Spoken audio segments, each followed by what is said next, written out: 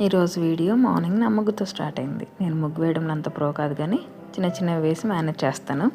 ముగ్గు వేసిన తర్వాత బ్రష్ చేసుకొనేసి కాఫీ తాగుతున్న టైంలో నాకు ఒక ఇన్సిడెంట్ స్ట్రైక్ అయిందనమాట. నిన్న సండే అనేసి బయటికి వెళ్తే అక్కడ ఒక బ్యాడ్ ఇన్సిడెంట్ అయింది. స్కూటీ మీద బ్యాక్ సైడ్ కూర్చొని ఉన్నాను. అటు ఇటు కాలు వేసుకొని కూర్చున్నప్పుడు వెనకాల ఎవరైనా వస్తున్నారా అని చూడకుండా సడన్గా దిగాను అనమాట. దిగడంలో నా కాలు వేరే అతనికి స్టమక్ దగ్గర తగిలింది.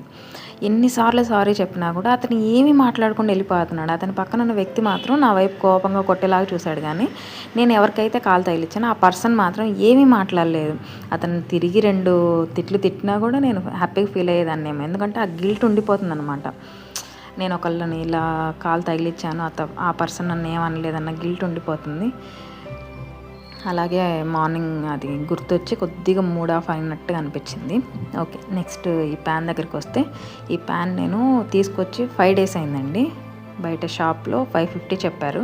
నేను 350 బేరం చేసి తీసుకొచ్చాను అనమాట. 5 days పసుపు ఆయిల్ అప్లై చేసి 5 days పక్కన పెట్టమని చెప్పారు. ఆ 5 days తర్వాత ఇప్పుడే దాన్ని బయటికి తీసి క్లీన్ చేసి మళ్ళీ ఇంకా సీజనింగ్ ఉందంటే అది స్టార్ట్ చేశాను.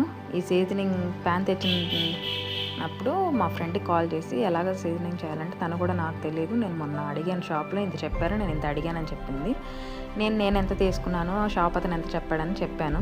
తను మాత్రం 550 చెప్తే 150కి అడిగిందంట. అంత దారుణంగా ఎలాగ అడుగుతారండి, షాప్ వాళ్ళు కూడా బతకాలే కదా. టూ మచ్ అనిపించి సరే అయితే నీకు కూడా తెలియదు కదా అనేసి ఫోన్ కట్ చేశాను. నెక్స్ట్ సీజనింగ్ దాంట్లో యూట్యూబ్లో చూస్తే ఇలాగ ఫ్రై చేయాలి ఆనియన్స్ ఆయిల్ వేసి అని చెప్పారు. అది అయిపోయిన తర్వాత అవి గోల్డెన్ బ్రౌన్ కలర్ వచ్చిన వరకు ఫ్రై చేసి పక్క తీసాను. ఇంకోటి నెక్స్ట్ ఇంకో ఆనియన్ తీసుకొని రుద్దేసి బాగా దోశ వేయడం స్టార్ట్ చేశాను. ఫస్ట్ అది కొద్దిగా రాలేదు నాకు అసలు, ఎందుకంటే ఫస్ట్ టైం నేను ఐరన్ ప్యాన్ మీద వేయడము. ఎప్పుడు నాన్ స్టిక్ ప్యాన్ మీద వేస్తే దీని మీద రాలేదు. ఫస్ట్ కొద్దిగా మందంగా వచ్చింది, ఎందుకంటే లేదేమన్న డౌట్ తోటి కొద్దిగా మందంగానే వేసాను దోశ. కానీ అంత మందంగా ఉంటే తినలేమండి, పిండి పిండిగా అనిపిస్తుంది.